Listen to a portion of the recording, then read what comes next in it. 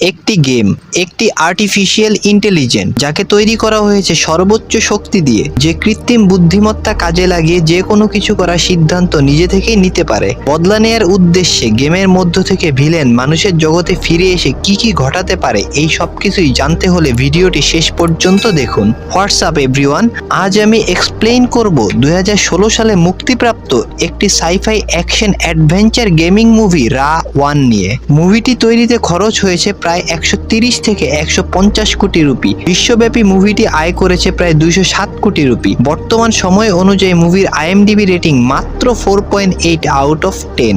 তবে আমি আশা করি মুভির গল্পটি আপনাদের এতটা হতাশ করবে না। তাহলে চলুন মূল মুভিটি এক্সপ্লেইন করা যাক। গল্পের শুরুতে ভার্চুয়াল দুনিয়া সম্বন্ধে কিছু কনসেপ্ট জানানো হয়, যেটা কোনো 3D টেকনোলজি নয়, তবে ভার্চুয়াল জগৎকে একেবারে বাস্তবের সাথে তুলনা করতে পারবো।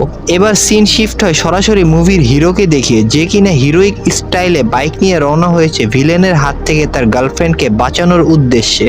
তবে মেয়েটি বারবার তার বয়ফ্রেন্ডকে বলছে, লুসিফার, এই ভিলেন অনেক শক্তিশালী, তুমি আমাকে বাঁচাও। ভিলেনের সাথে যখন লুসিফার সরাসরি সম্মুখীন হয়, তখন ভিলেন একটু চাপাবাজি শুরু করে। সে জানায়, এই মাত্র স্পাইডারম্যানকে মেরে এসেছি, এবার তোর পালা। এরপরেই তাদের সাথে ফাইটিং শুরু হয়। হঠাৎ দেখা যায় ভিলেনের গলা পরিবর্তন হয়ে গিয়েছে। সে মেয়ে কণ্ঠে বলছে, গেট আপ। সর্বশেষ আমরা বুঝতে পারি প্রতীক স্কুল টাইমে ঘুমিয়ে ঘুমিয়ে স্বপ্ন দেখছিল, এ কারণে তার ম্যাডাম তাকে ডাক দিয়ে ঘুম থেকে জাগায়। এবার শেখর তার অফিসের চাবি একজন কলিগের কাছে ক্যাশ দেওয়ার সময় ভুলবশত চাবিটি একটি মেয়ের পার্সোনাল জায়গার মধ্যে ঢুকে যায়। শেখর বিভিন্ন স্টাইলে মেয়েটির সাথে কথা বলে তার কাছ থেকে চাবিটি নিতে চায়, কিন্তু মেয়েটিকে সব ঠিকঠাকভাবে বোঝাতে না পারার ফলে মেয়েটি তাকে একটি চর মেরে সেখান থেকে চলে যায়। মূলত শেখর বার্ন ইন্ডাস্ট্রিতে কাজ করে, যেটা লন্ডনে অবস্থিত একটি গেম ডেভেলপমেন্ট কোম্পানি। তার কাজ ছিল টিম লিড করা, অর্থাৎ টিম লিডার, এবং কোম্পানির জন্য নতুন নতুন গেমিং কনসেপ্ট তৈরি করা। শেখর সহ 3 জন মিলে টিম তৈরি করে তারা একত্রে কাজ করত। শেখর, যার পরিচয় তো প্রথমেই দিয়ে দিলাম, আকাশী, যে কিনা একজন প্রোগ্রামার। তার চেহারায় চাইনিজ ভাব থাকার কারণে তাকে প্রায় সকলেই জ্যাকি চ্যান বলে ডাকতো। জেনি নায়রা, সে একজন ডিজাইনার এবং ডেভেলপার। অফিসে প্রবেশ করার কিছুক্ষণের মধ্যে অফিসের বস সেখানে এসে সবার সাথে রাগারাগি শুরু করে, যার কারণ হিসেবে তিনি জানায়, ইন্ডিয়া থেকে আমাদের কোম্পানিতে গেম ডেভেলপের একটি বড় কন্ট্রাক্ট এসেছে, তবে আগের 2টা গেম একেবারে ফ্লপ হয়েছে, কিন্তু এইবার যদি এই ধরনের কিছু ঘটে তাহলে আমি সরাসরি কোম্পানি বন্ধ করে দিয়ে একটি রেস্টুরেন্ট চালু করব, যেখানে তোমরা সবাই কাজ করবে। বাড়ি ফেরার পথে শেখরের স্ত্রী সোনিয়া তাকে গালাগালি শুরু করে, তবে আমরা জানতে পারি সোনিয়া ভারতীয়দের জন্য গালাগালি বিষয়ক একটি থিসিস লিখছে, কেননা হিন্দুস্তানে প্রায় সব ধরনের গালাগালি মেয়েদেরকে নিয়ে করা হয়। এ কারণে সে চায় তার এই বই পুরো ইন্ডিয়াতে ছড়িয়ে যাক, যাতে করে মেয়েদের নিয়ে কেউ আর কোনো গালাগালি করবে না। তখন গালাগালির বিষয়বস্তু থাকবে শুধু ছেলেরা। ডিনার করার সময় শেখর তার পরিবারের সাথে নতুন গেম ডেভেলপের বিষয়ে ডিসকাস করার সময় তার ছেলে প্রতীক জানায়, পাওয়ারফুল হিরো তার কখনোই পছন্দ নয়, সে সবসময় ভিলেনকে পছন্দ করে। সে এমন একটি গেম তৈরি করতে বলে যেখানে ভিলেন হবে সব থেকে বেশি পাওয়ারফুল, তাকে কখনো হারানো সম্ভব নয়। তবে শেখর তার ছেলেকে একটি উপদেশ দেয়, যেটা হচ্ছে সত্য এবং ভালোর জয় সবসময় হবেই, এটাই প্রকৃতির নিয়ম। প্রতীককে স্কুলে ড্রপ করার সময় শেখর জানায়, তুমি যেহেতু ভিলেন পছন্দ করো, তাই আমি এমন একটি গেম ডেভেলপ করব যেখানে ভিলেন সব থেকে বেশি পাওয়ারফুল হবে, যাকে কখনো হারানো সম্ভব নয়। তবে তার ছেলেকে একটি শায়রি শোনায়, যেটা মুভির জন্য একটি গুরুত্বপূর্ণ লাইন। এই কথাটা আপনারা অবশ্যই মাথায় রাখবেন, কারণ এই লাইনটার উদ্দেশ্য মুভির শেষ পর্যায়ে জানতে পারবেন। খারাপের সঙ্গে একবার যদি সম্পর্ক তৈরি করো, সেটা থেকে মুক্তি পাওয়া খুব কঠিন। খারাপ সবসময় তোমার পিছে ছায়ার মতো লেগে থাকবে। কম্পিউটার ক্লাসে প্রতীক তার কম্পিউটার আনলক করার সময় সেখানে লুসিফার নাম দেখতে পেয়ে এ ব্যাপারে তার বান্ধবী জিজ্ঞেস করলে প্রতীক জানায়, আমি কম্পিউটারেই যখন গেম খেলি তখন আমার নাম থাকে লুসিফার, তাই আমি এই নামটি সবসময় ব্যবহার করি। ক্লাস টিচার ওয়্যারলেস কানেকশন সম্বন্ধে তাদের লেকচার দিচ্ছিল এবং সে সকল স্টুডেন্টকে তার কম্পিউটারের সাথে কানেক্ট হওয়ার রিকোয়েস্ট পাঠায়। তবে সকলে রিকোয়েস্ট রিজেক্ট করলেও বিলি নামে একজন স্টুডেন্ট রিকোয়েস্ট অ্যাকসেপ্ট করলে সেই সুযোগে প্রতীক সেই বিলির কম্পিউটার হ্যাক করে সেখানে তার টিচারের একটি ডান্সিং ভিডিও চালু করে দেয়। এবার সিন শিফট হয় বার্ন ইন্ডাস্ট্রিতে, এক কথায় শেখরের অফিসে, এবং সেখানে সে তার টিম মেম্বারদের নতুন গেমের কনসেপ্ট সম্বন্ধে জানায়। সঙ্গে আরো জানায়, এইবার আমাদের নতুন গেমের মেইন ভিলেন হবে সব থেকে বেশি পাওয়ারফুল ক্যারেক্টার। শেখর সকলকে নিয়ে গেমিং ক্যারেক্টারগুলোর নাম নির্বাচন নিয়ে ডিসকাস করে। ভিলেনের নাম র্যান্ডম অ্যাক্সেস ভার্সন 1, তবে সে চায় ভিলেনকে একটি ছোট এবং ইউনিক নাম দেয়া হোক। তাদের মধ্যে একজন জানায়, জানায় তাহলে ভিলেনের নাম দেয়া হোক রাটা, কিন্তু জেনি নায়রা জানায় ভিলেনের নাম এখানেই রয়েছে এবং সে সকল নাম একত্রে মিশিয়ে একটি ছোট নাম রাখে রা-ওয়ান। তবে জেনির দেয়া নাম শেখর খুব পছন্দ করে, সঙ্গে গেমের হিরোর নাম জ্যাকি চ্যান খ্যাত আকাশী জি1 রাখলে এই ব্যাপারটিও সকলে অ্যাকসেপ্ট করে। খুব অল্প সময়ের মধ্যে একত্রে কাজ করে সকলে তাদের নতুন গেম ডেভেলপ করতে সক্ষম হয়। টেস্টিং এর সময় শেখরের দিকে তাকিয়ে মনিটর স্ক্রিন থেকে রাওয়ান হাসি দেয়। এ ব্যাপারে জেনি নায়রাকে শেখর জানায় রাওয়ানের হাসি অনেক সুন্দর, কিন্তু জেনি নায়রা জানায় আমি তো এই ধরনের কোনো প্রোগ্রামিং করি নাই। টিম মেম্বারদের নিয়ে শেখর ইনভেস্টরদের সঙ্গে গেম সম্বন্ধে আলোচনার সময় সে একটি হার্ট দেখায়, যেটা হচ্ছে গেমের সবচাইতে গুরুত্বপূর্ণ একটি অংশ। এই হার্টের মধ্যেই থাকবে প্রত্যেক প্লেয়ারের পাওয়ার। প্রতি লেভেল পার করার পর এই হার্টের পাওয়ার বাড়তে থাকবে এবং এর কালার গাঢ় নীল হতে শুরু করবে। যতক্ষণ পর্যন্ত এই হার্ট রা-ওয়ান এবং জি1 এর সিস্টেমের সাথে কানেক্ট না থাকবে ততক্ষণ পর্যন্ত তাদের মেরে ফেলা সম্ভব নয়। শুধু তাই নয়, এই হার্ট অথবা এদের বডি একেবারে ধ্বংস করে ফেললেও তাদের কোনো ক্ষতি করা সম্ভব নয়। তাদের মারার জন্য এই গেমে 3 নাম্বার লেভেলে পৌঁছাতে হবে। তখন প্লেয়াররা একটি করে এন্টি হার্ট গান পাবে, যার ভেতরে একটি করে বুলেট থাকবে এবং সেই হার্ট ক্যারেক্টারে গায়ে লাগানো অবস্থায় যে প্রথম নিশানা করে গুলি ছুড়বে সে এই গেমের বিজয়ী হবে। তবে বডির মধ্যে গুলি লাগলে প্লেয়ারের কিছুই হবে না, গুলি সরাসরি হার্টে লাগাতে হবে। যার নিশানা মিস হবে সে এই গেমের মধ্যে মারা যাবে। গেম তৈরি করার পর থেকে টেস্ট করা পর্যন্ত প্রায় প্রত্যেকের সাথে কিছু না কিছু অদ্ভুত বিষয় ঘটতে দেখা যায়। যেমন টেস্টিং এর সময় রাওয়ানের সাথে কানেক্ট হয়ে আকাশী পানি খাওয়ার জন্য একটি গ্লাস হাতে নিলে রাওয়ানের ইশারায় সেই গ্লাস আকাশীর হাতের চাপে একেবারে ভেঙে গুঁড়ো গুঁড়ো হয়ে যায়। খুব অল্প দিনের মধ্যে গেমটি লঞ্চ হবে, তাদের হাতে অতিরিক্ত কোনো সময় নেই, এ কারণে তারা এই বিষয়ে তেমন কোনো গুরুত্ব না দিয়ে পুরো গেমটি রেডি করে। তবে আমরা দেখতে পাই রাওয়ান অলরেডি বিভিন্নভাবে তার বডির মধ্যে ডেটা কালেক্ট করতে শুরু করে দিয়েছে। যথারীতি গেমটি লঞ্চ ইভেন্ট ডেট চলে আসে, এ কারণে সকল প্রোগ্রামার এবং ইনভেস্টর সকলকে নিয়ে একটি বড় পার্টির আয়োজন করা হয়। সেখানে আকাশী জি1 এর সাথে কানেক্ট হয়ে রাওয়ানের বিরুদ্ধে ফাইটিং করে সবাইকে তাদের গেমিং সম্বন্ধে ধারণা দেয় এবং উপস্থিত সকলের কাছে এই গেমটি খুবই পছন্দ হয়। বিশেষ করে প্রতীক অনেক বেশি খুশি হয়, সে এই গেমটি খেলতে চায়। এই বিষয়টি আকাশীকে জানালে প্রতীকের সাথে আকাশী জি1 এর সেটআপ কানেক্ট করিয়ে তাকে এই গেমটি খেলার জন্য রেডি করে। প্রতীক খুব ভালোভাবে রাওয়ানের সাথে গেম প্লে করছিল, তার বুদ্ধি এবং গেমিং স্কিল কাজে লাগিয়ে রাওয়ানকে হারিয়ে প্রতীক গেমের লেভেল 2 এ পৌঁছে যায়। সেখানেও সে খুব দক্ষতার সাথে রাওয়ানের মোকাবেলা করছিল। তবে হঠাৎ আকাশী সেখানে চলে এসে গেম পজ করে দেয় এবং তাকে জানায় পার্টি শেষ, দ্রুত চলে এসো। তবে প্রতীক জানায় আমি লেভেল 2 এ চলে এসেছি, আর মাত্র একটি লেভেল রয়েছে। কিন্তু আকাশী জানায় এখন আর গেম খেলতে হবে না, অন্য এক সময় খেলা যাবে। কিন্তু এই ব্যাপারটি রাওয়ান কোনোভাবে মেনে নিতে পারছে না। মনিটর স্ক্রিন থেকে জানায় লুসিফার তুমি গেম শেষ না করে চলে যেতে পারো না, রাওয়ানকে কেউ কখনো হারাতে পারবে না। তুমি গেম শেষ না করলে আমি প্রয়োজন হলে গেমের বাইরে এসে তোমাকে মারবো। কিন্তু প্রতীক এ ব্যাপারে গুরুত্ব না দিয়ে সেখান থেকে চলে যায়। এইদিকে আকাশী কোনোভাবে এই গেমিং সেটআপ বন্ধ করতে সক্ষম হচ্ছিল না। তার মধ্যে মনিটর স্ক্রিন থেকে রাওয়ান বারবার বলছিল লুসিফারকে মরতেই হবে। এই কারণে আকাশী সরাসরি টিম লিডার শেখরের কাছে গেম সেটআপের প্রবলেমের বিষয়টি জানায়। প্রতীকের কাছে গেমটি খুব ভালো লাগার কারণে সে তার বাবাকে একটি লাল গোলাপ উপহার দিয়ে সেখান থেকে তার মাকে নিয়ে বাড়ি চলে যায়। অন্যদিকে শেখর চলে যায় তার ল্যাবে গেমটির প্রোগ্রাম চেক করার জন্য। যেহেতু গেমটির আজকে লঞ্চ ইভেন্ট ডেট, এ কারণে প্রতীকের গিফট করা সেই লাল গোলাপ রাওয়ানের আর্টিফিশিয়াল বডির হাতে রেখে শেখর তাকে বার্থডে উইশ করে। বাড়ি ফেরার পথে সোনিয়া তার ছেলেকে জিজ্ঞেস করে আমি বুঝতে পেরেছি এই গেমটি তোমার খুব ভালো লেগেছে, তবে তোমার বাবাকে এই কথাটি জানানো উচিত ছিল।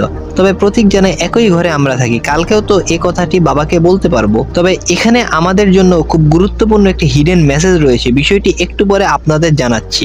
এদিকে শেখর অনেকভাবে প্রোগ্রামিং করেও রাওয়ানকে বন্ধ করতে সক্ষম হচ্ছে না। তাদের প্রোগ্রাম সম্বন্ধে আকাশীকে কিছু তথ্য জিজ্ঞেস করার সময় আমরা দেখতে পাই রাওয়ান ইলেকট্রিসিটি কালেক্ট করে ফায়ার বল তৈরি করে শেখরের দিকে নিক্ষেপ করলে সেই মুহূর্তে শেখরের হাত থেকে ড্রিঙ্কসের বোতল নিচে পড়ে যাওয়ার কারণে সে যখন নিচু হয় ঠিক তখন একটুর জন্য শেখর ফায়ার বলের আঘাত থেকে বেঁচে যায়, কিন্তু ঘটনাটি কোনোভাবেই তার নজরে পড়েনি। গেমিং স্ক্রিনের ভেতর রাওয়ানকে খুঁজে না পাওয়ার কারণে শেখর অনেকভাবে তাকে খুঁজতে শুরু করে। তবে সে রাওয়ানের হাতে যে গোলাপ ফুলটি দিয়েছিল হঠাৎ সেই ফুল স্ক্রিনের ভেতর দেখতে পেয়ে শেখর একেবারে হতভম্ব হয়ে যায়। এদিকে নিজের আয়রন বডির ভেতর সকল ডেটা ট্রান্সফার করে রাওয়ান কম্পিউটার স্ক্রিন থেকে বাইরে এসে আকাশীকে স্ক্যান করে পুরোপুরি তার রূপ নিয়ে আকাশীর সামনে এসে জিজ্ঞেস করে কেমন আছো লুসিফার। তবে আকাশী জানায় আমি লুসিফার নেই। জবাবে রাওয়ান জানায় তবে তুমি আমার কোনো কাজেই আসবে না। এটা বলেই একটি ফায়ার বল নিক্ষেপ করে আকাশীকে একেবারে মেরে দিয়ে ল্যাব থেকে বাইরে ফেলে দেয়। এইদিকে শেখর রাওয়ানকে খুঁজতে খুঁজতে দেখতে পায় সেখানে রাওয়ানের হাড় নেই, তাছাড়া কম্পিউটার স্ক্রিনে লেখা রয়েছে লুসিফারকে মরতে হবে। ঠিক তখন আকাশীকে ল্যাব থেকে বাইরে পড়ে যেতে দেখে সে দৌড়ে আকাশীর কাছে এসে দেখতে পায় তার মতো দেখতে একজন ইলেকট্রিসিটি কালেক্ট করছে। বিষয়গুলো বুঝতে পেরে শেখর সেই স্থান ত্যাগ করে পালিয়ে যায়, তবে রাওয়ান তাকে দেখে নেয়।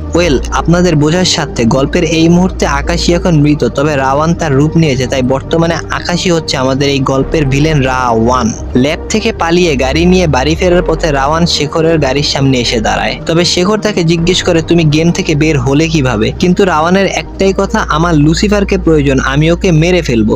শেখর বুঝতে পারে রাওয়ান তার ছেলেকে খুঁজছে, কারণ প্রতীক যে কোনো গেমে তার নাম লুসিফার হিসেবে ব্যবহার করে। নিজের ছেলেকে বাঁচাতে শেখর স্বীকার করে আমি লুসিফার, তবে রাওয়ান শেখরকে স্ক্যান করে তার আইডি কার্ড দেখতে পেয়ে বুঝতে পারে সে লুসিফার নয়। মিথ্যে বলার কারণে রাওয়ান ফায়ারবল নিক্ষেপ করে শেখরকেও সেখানে মেরে দেয়। এই ঘটনার ফলে শেখরের পরিবার একেবারেই ভেঙে পড়ে। ঘটনাস্থলে পৌঁছে শেখরের গাড়ি পানি থেকে উদ্ধার করা হয়, তবে সকলের ধারণা ছিল সে অ্যাক্সিডেন্ট করে মারা গিয়েছে। প্রতীক অনেকভাবে অ্যানালাইসিস করে বুঝতে পারে তার বাবা কোনো গাড়ি অ্যাক্সিডেন্টে মারা যায়নি। এই ঘটনার পেছনে রাওয়ানের হাত রয়েছে। বিষয়গুলো তার মা সোনিয়াকে জানানো হলেও সে কোনোভাবেই কথাগুলো বিশ্বাস করে না। এইদিকে রাওয়ান পাগলের মতো প্রতীককে খুঁজতে শুরু করে, তবে সোনিয়া ডিসাইড করে তারা পার্মানেন্ট ইন্ডিয়া চলে যাবে। যদিও প্রতীক এই মুহূর্তে কোনোভাবেই ইন্ডিয়া যেতে রাজি নয়। সে প্রথমে তার বাবার হত্যার রহস্য খুঁজতে চায়। বিষয়টি সোনিয়াকে জানিয়ে সরাসরি সে তার বাবার ল্যাবে পৌঁছে জেনির সাথে দেখা করে তাকে জানায় এই ঘটনাটি রাওয়ান ঘটিয়েছে। এটা কোনোভাবেই অ্যাক্সিডেন্ট নয়, কারণ সে আমাকে বলেছে তার সাথে গেমিং কন্টিনিউ না করলে রাওয়ান গেম থেকে বাইরে এসে আমাকে মেরে ফেলবে। সকল বিষয় অ্যানালাইসিস করে জেনি বুঝতে পারে প্রতীক ঠিক কথাই বলছে। সেই মুহূর্তে প্রতীক তার বাবার ছোট একটি নোট পায়, যেখানে শেখর তার ছেলের জন্য গেমিং কন্ট্রোল স্যুট রেখে গিয়েছে। সঙ্গে এটাও জানিয়েছে খারাপ কখনোই ভালো হতে পারে না।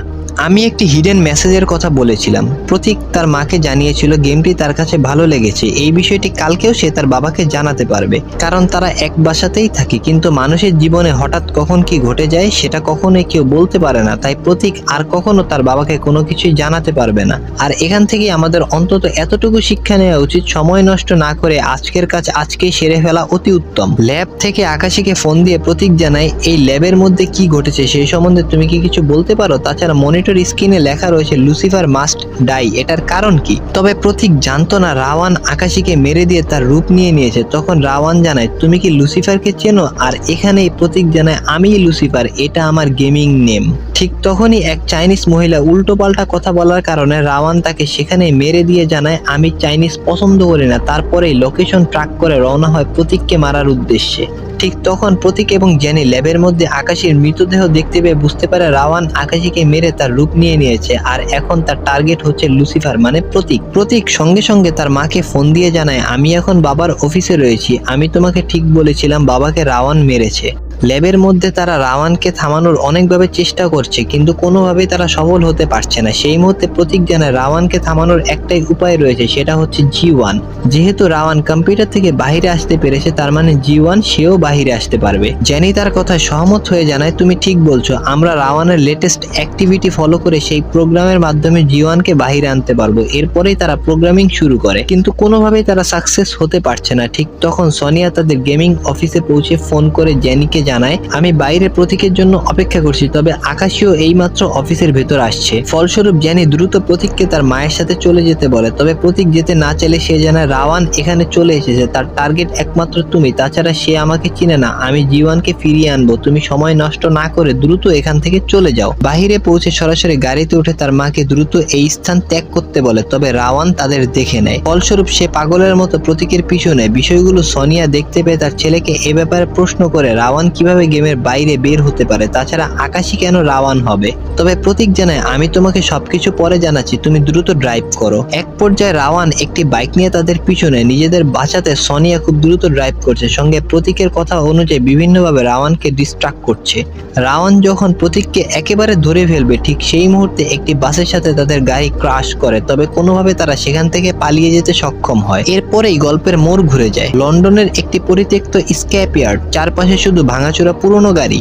সেখানে যখন তারা গাড়ি নিয়ে পৌঁছায়, হঠাৎ রাওয়ান প্রতীককে আক্রমণ করার জন্য একটি গাড়ি তুলে ছুঁড়ে মারে। ঠিক তখনই জিওয়ান এসে সেই গাড়িটা মাঝ আকাশে থামিয়ে দেয় এবং সবাইকে রক্ষা করে। এখান থেকে শুরু হয় রাওয়ান এবং জিওয়ানের প্রথম সরাসরি অ্যাকশন। সেই সুযোগে সোনিয়া তার ছেলেকে নিয়ে সেই স্থান ত্যাগ করে। এইদিকে রাওয়ান একের পর এক গাড়ি জিওয়ানের দিকে ছুঁড়ে মারছে, তবে জিওয়ান নিজেও তার পাওয়ার ব্যবহার করে রাওয়ানের দিকে গাড়ি ছুঁড়ে মারছে। এক পর্যায়ে তারা উড়ন্ত অবস্থায় থাকা গাড়ির উপর উঠে ফাইটিং শুরু করে, তবে রাওয়ান ফায়ারবল নিক্ষেপ করলে জিওয়ান সেটা ডজ করে চারিপাশে স্ক্যান করতে শুরু করে। এক পর্যায়ে সে দেখতে পায় একটি বিল্ডিং এর ছাদের উপর মারাত্মক দাহ্য পদার্থ সহ একটি ট্যাঙ্ক রয়েছে, যেটা খুবই বিস্ফোরকযোগ্য। এই সুযোগ কাজে লাগানোর জন্য সে বিল্ডিং এর উপর যেতে শুরু করলে দেখতে পায় রাওয়ান আগে থেকেই তার জন্য সেখানে অপেক্ষা করছে, তবে জিওয়ান এটাই চেয়েছিল। টার্গেট অনুযায়ী রাওয়ানকে দেখতে পেয়ে সে সরাসরি ফুয়েল ট্যাঙ্ক বরাবর ফায়ারবল নিক্ষেপ করে। ফলস্বরূপ সেখানে একটি বিস্ফোরণ ঘটে। রাওয়ানের পুরো বডি টুকরো টুকরো হয়ে রাস্তার সাথে মিশে যায়, তবে জিওয়ান সেখান থেকে রাওয়ানের হাড় নিজের কাছে রেখে দেয়। সোনিয়া তার ছেলেকে নিয়ে ইন্ডিয়া যাওয়ার উদ্দেশ্যে এয়ারপোর্টে পৌঁছানোর সময় হঠাৎ জিওয়ান তাদের গাড়ির সামনে উপস্থিত হয়। প্রতীক চায় জিওয়ানকে তাদের সাথে ইন্ডিয়া নিয়ে যাওয়া হোক, তবে সোনিয়া জানে জিওয়ানের বডি সম্পূর্ণভাবে মেটাল দিয়ে তৈরি। মেটাল ডিটেক্টরের মধ্য থেকে জিওয়ানকে পাস করিয়ে আনা সম্ভব নয়। তাছাড়া জিওয়ানের কোনো পাসপোর্ট নেই, তাই ওকে ইন্ডিয়া নিয়ে যাওয়া সম্ভব নয়। তবে এয়ারপোর্টে উপস্থিত একজন লোককে দেখে প্রতীকের মাথায় একটি আইডিয়া আসে। সে জিওয়ানকে বলে, তুমি ওই লোকটির মতো হতে পারবে? জবাবে জিওয়ান লোকটিকে স্ক্যান করে জানায়, অবশ্যই আমি পারবো। এরপরে সে ওই লোকটিকে একটি থাপ্পড় দিয়ে অজ্ঞান করে, যা দেখে প্রতীক দৌড়ে এসে জিওয়ানকে জানায়, তুমি এটা কি করছো? রাওয়ানের মতো রূপ নিয়ে পরিবর্তন করে ফেললেই তো হয়। তবে জিওয়ান জানায়, আমি রাওয়ানের মতো এত শক্তিশালী নই, ওর মতো রূপ পরিবর্তন করার ক্ষমতা আমার নেই। এরপরে জিওয়ান সেই লোকটির মতো নিজের শরীরে বিভিন্ন মেটালের রিং বসিয়ে একটি নকল পাসপোর্ট তৈরি করে এয়ারপোর্ট সিকিউরিটির স্ক্যান সম্পন্ন করে ইন্ডিয়া চলে আসে। দেশে পৌঁছে কিছু লোক সোনিয়াকে ডিস্টার্ব করলে জিওয়ান সেখানে তাদের বাধা দেয় এবং তাদের মধ্যে অ্যাকশন শুরু হয়। মারামারির এক পর্যায়ে গুন্ডারা বিভিন্ন হাতিয়ার নিয়ে জিওয়ানের সামনে দাঁড়ালে সে তার ম্যাগনেটিক ফিল্ড কাজে লাগিয়ে গুন্ডাদের কাছ থেকে সমস্ত মেটাল নিজের দিকে টেনে নেয়। তবে মেটালগুলি একটি গাড়ির সাথে জড়িয়ে গেলে আমরা দেখতে পাই সেই গাড়ি থেকে রজনীকান্ত অভিনীত চিঠি বের হয়ে তার স্পেশাল ডায়লগের মাধ্যমে নিজের পরিচয় দেয়। তবে সে একটি চশমা ট্রিক্স দেখিয়ে জিওয়ানকে চ্যালেঞ্জ করে, তবে সেও কম নয়, হুবহু তার ট্রিক্স কপি করে নেয়। রাওয়ানের বডি পার্টগুলো যে রাস্তার সাথে মিশে গিয়েছিল ঠিক সেখানেই একটি বিলবোর্ড স্থাপন করা হলে সেখান থেকে ইলেকট্রিসিটি পাস হওয়ার কারণে রাওয়ানের বডি পার্টগুলো পুনরায় জীবিত হতে শুরু করে। এক পর্যায়ে রাওয়ান পুনরায় জীবিত হয়ে প্রয়োজনীয় ইলেকট্রিসিটি সংগ্রহ করে সেই বিলবোর্ডে থাকা লোকটির রূপ নিয়ে সরাসরি চলে যায় শেখরের অফিসে। সেখানে অফিসের বসকে ইলেকট্রিক স্ক্যান করে প্রতীকের বর্তমান লোকেশন সম্বন্ধে জেনে নেয়। মিস্টার আইয়ারের ছেলের বার্থডে অনুষ্ঠান পার্টি করার সময় জিওয়ানের এনার্জি সিগন্যালের মাধ্যমে বুঝতে পারে রাওয়ান এখানে চলে এসেছে। ফলস্বরূপ সোনিয়া এবং প্রতীককে দ্রুত সেই স্থান থেকে পাঠিয়ে দিয়ে রাওয়ানকে খুঁজতে শুরু করে। প্রতীককে নিয়ে যাওয়ার সময় আমরা দেখতে পাই সোনিয়া আসলে রাওয়ান, কেননা সে সোনিয়ার রূপ নিয়ে নিয়েছে। তবে রাওয়ান জানায়, ভয় পাওয়ার কিছু নেই, যতক্ষণ পর্যন্ত জিওয়ান আমার হার্ট নিয়ে না আসবে ততক্ষণ পর্যন্ত আমি তোমাকে মারবো না। একটি ইলেকট্রনিক্স ডিভাইসের মাধ্যমে রাওয়ান তার প্রতিদ্বন্দ্বী জিওয়ানের সাথে কমিউনিকেশন করে তাকে জানায়, লুসিফার আমার সাথে সেই এক্সিবিশনের মধ্যে রয়েছে যেখানে আমাদের এই গেম লঞ্চ হবে। তবে জিওয়ান জানায়, সোনিয়া এবং প্রতীক এই গেমের কোনো অংশ নয়, তুমি তাদের ছেড়ে দাও। রাওয়ান আরো জানায়, সোনিয়া এখন সম্পূর্ণ আমার কন্ট্রোলে রয়েছে এবং সে বর্তমানে একটি ট্রেনে রয়েছে। তোমার হাতে সময় খুব কম, তুমি হয়তো সোনিয়াকে বাঁচাও অথবা এক্সিবিশনে চলে এসে আমার হার্ট আমাকে ফিরিয়ে দিয়ে লুসিফারকে নিয়ে যাও। ফলস্বরূপ কোনো সময় নষ্ট না করে জিওয়ান দ্রুত সেই ট্রেনে পৌঁছে যায় যেখানে সোনিয়া রয়েছে। তবে সেখানে আমরা অনেক ধরনের অ্যাকশন মোমেন্ট দেখতে পাই। ট্রেনের মধ্যে সোনিয়াকে খুঁজতে খুঁজতে জিওয়ান একসময় ট্রেনের একেবারে ইঞ্জিনের কাছে চলে আসে, তবে সেই ট্রেনটি কন্ট্রোল করছিল সোনিয়া। ফলস্বরূপ নিয়ন্ত্রণ হারিয়ে যে কোনো সময় খুব বড় ধরনের দুর্ঘটনা ঘটার সম্ভাবনা রয়েছে। এ কারণে জিওয়ান ইঞ্জিন থেকে ট্রেনের পুরো বগি আলাদা করে সোনিয়ার কাছে এসে ইলেকট্রিক শক ওয়েভের মাধ্যমে সোনিয়াকে অজ্ঞান করে। তবে ট্রেনটি ততক্ষণে নিয়ন্ত্রণ হারিয়ে একেবারে রাস্তার উপর চলে আসার কারণে জিওয়ান নিজের সমস্ত শক্তি ব্যবহার করে দুর্ঘটনার হাত থেকে সবাইকে রক্ষা করে ট্রেনটি থামিয়ে সোনিয়াকে নিয়ে একটি নিরাপদ স্থানে চলে আসে। জ্ঞান ফেরার পর সোনিয়ার একটাই কথা, তুমি আমার প্রতীককে বাঁচাও। যথারীতি প্রতীককে বাঁচানোর জন্য জিওয়ান সরাসরি সে এক্সিবিশনে পৌঁছায় যেখানে রাওয়ান আগে থেকেই তার জন্য অপেক্ষা করছিল এবং সে জানায়, তুমি যদি আর কিছুক্ষণ লেট করতে তাহলে লুসিফারকে তুমি আজ দেখতে পেতে না। তবে জিওয়ান জানায়, যতক্ষণ পর্যন্ত তোমার হার্ট আমার কাছে রয়েছে ততক্ষণ পর্যন্ত তুমি প্রতীককে কিছুই করতে পারবে না। এতক্ষণে প্রতীক মানে লুসিফার নিজেকে মুক্ত করে তাদের মধ্যে পুনরায় গেমিং সেটআপ তৈরি করে সেই সময় জিওয়ানের কাছে থাকা হার্ট রাওয়ানের কাছে দিয়ে দেয়। এইবার তাদের মধ্যে গেমের প্রথম রাউন্ড শুরু। প্রথমে তারা ফায়ারবল দিয়ে একে অপরের দিকে নিক্ষেপ করে। যেহেতু রাওয়ান অন্যান্য মুভমেন্ট কপি করতে পারত, তাই সে খুব সহজেই জিওয়ানকে আঘাত করে। তবে লুসিফার জিওয়ানের সাথে কানেক্ট হয়ে তাকে ডিরেকশন দিতে থাকে, যাতে করে তারা এই গেমটি কোনো না কোনোভাবে জিতে রাওয়ানকে একেবারে মেরে দিতে পারে।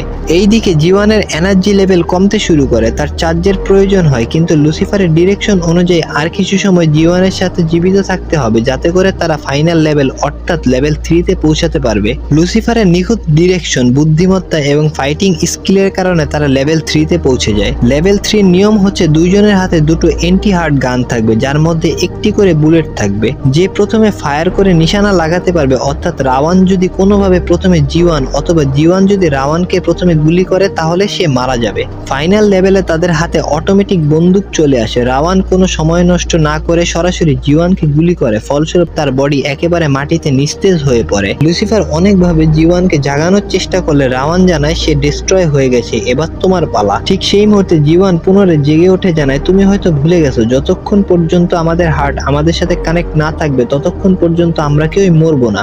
তাছাড়া ফাইনাল স্টেজে আমাদের হার্টের মধ্যে গুলি করতে হবে, তুমি সেটা করনি, এবার আমার পালা। তবে রাওয়ান জানায় সবকিছুই আমি জানি, শুধু লুসিফার জানে না। সে এমন একজন ভিলেন চেয়েছিল যাকে কখনোই মারা সম্ভব নয়। এই কথা বলে রাওয়ান সাথে সাথে তার অনেকগুলো ক্লোন তৈরি করে, যাদের মধ্য থেকে আসল রাওয়ানকে খুঁজে বের করা একেবারেই অসম্ভব। প্রতীক এবং জিওয়ান একত্রে ডিসকাস করতে থাকে এদের মধ্যে কে আসল। তবে সেই মুহূর্তে রাওয়ানের প্রত্যেকটি ক্লোন এক একজন বলতে শুরু করে, আমি আসল রাওয়ান, তুমি আমাকে মারো। ঠিক তখন প্রতীক জিওয়ানকে ফোল্ডার চেক করার কমান্ড করলে জিওয়ান জানায়, আমার কাছে এই মুহূর্তে একটি মাত্র ফোল্ডার রয়েছে। আমি বলেছিলাম শেখর তার ছেলেকে একটি শায়রি শোনায়, যেটা মুভির জন্য একটি হিডেন মেসেজ এবং একটি গুরুত্বপূর্ণ লাইন, যেখানে লেখা আছে, খারাপের সঙ্গে একবার যদি সম্পর্ক তৈরি করো, সেটা থেকে মুক্তি পাওয়া খুব কঠিন। খারাপ সবসময় তোমার পিছে ছায়ার মতো লেগে থাকবে। এইবার প্রতীক সব বুঝতে পেরে জিওয়ানকে জানায় সেই হচ্ছে আসল রাওয়ান, যার ছায়া দেখা যাবে, তুমি তাকেই গুলি করো। যথারীতি জিওয়ান তাই করে, যার ফলে রাওয়ান সেখানেই ধ্বংস হয়ে টুকরো টুকরো হয়ে যায়। তবে রাওয়ান যাতে আর কখনো ফিরে আসতে না পারে, সেই কারণে জিওয়ান রাওয়ানের সমস্ত বডি পার্টগুলো নিজের শরীরে অ্যাবজর্ব করে প্রতীককে জানায়, গেম ওভার, এখন আমার যাওয়ার সময় হয়ে গিয়েছে। প্রতীক কোনোভাবে জিওয়ানকে হারাতে চাচ্ছিল না। এক পর্যায়ে জিওয়ানের সমস্ত বডি ডিস্ট্রয় হয়ে গেলে প্রতীক সেখান থেকে জিওয়ানের হার্ট সাথে করে নিয়ে আসে। বেশ অনেক সময় অতিবাহিত হওয়ার পর একদিন জেনি নায়রা সোনিয়ার বাড়িতে এসে তাদের ব্যাপারে জিজ্ঞেস করে। বিশেষ করে প্রতীকের ব্যাপারে জানতে চাইলে সোনিয়া জানায় সারাদিন সে কম্পিউটার নিয়ে বসে থাকে, তার বর্তমানে একটাই লক্ষ্য, যে কোনোভাবে জিওয়ানকে সে আবার ফিরিয়ে নিয়ে আসবে। তবে জেনি জানায় ওকে ওর মতো থাকতে দাও, ওর বিশ্বাসটা ভেঙো না। জিওয়ানের হার্ট নিয়ে রিসোর্স করার সময় প্রতীকের ল্যাব থেকে জিওয়ান বলে, আই অ্যাম অন। তখন প্রতীক দেখতে পায় জিওয়ানের হার্ট আবার কাজ করতে শুরু করেছে। এবার আমরা দেখতে পাই জিওয়ান পুনরায় ফিরে এসেছে, অর্থাৎ জিওয়ান আবারও জীবিত হয়েছে। আর এখানেই মুভিটির সমাপ্তি ঘটে। ভিডিওটি ভালো লেগে থাকলে অবশ্যই চ্যানেলটি সাবস্ক্রাইব করে আপনাদের মতামত কমেন্টে জানাতে ভুলবেন না। তো সবাই ভালো থাকবেন, আজকের মতো এ পর্যন্তই।